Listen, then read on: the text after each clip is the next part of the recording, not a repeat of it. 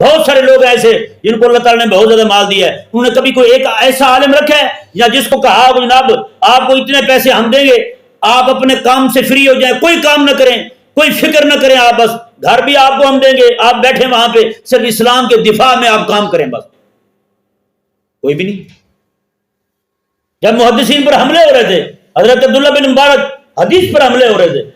محدثین کو جہمیہ کہا جا رہا تھا، این اسی وقت میں حضرت عبداللہ بن مبارک رضی اللہ تعالیٰ عنہ نے دو محدثین، حضرت سفیان بن عیینہ حضرت سفیان بن عیینہ اور ایک اور محدث سے بہت بڑے، ان کو، وہ بھی حضرت سفیان کے نام سے تھے،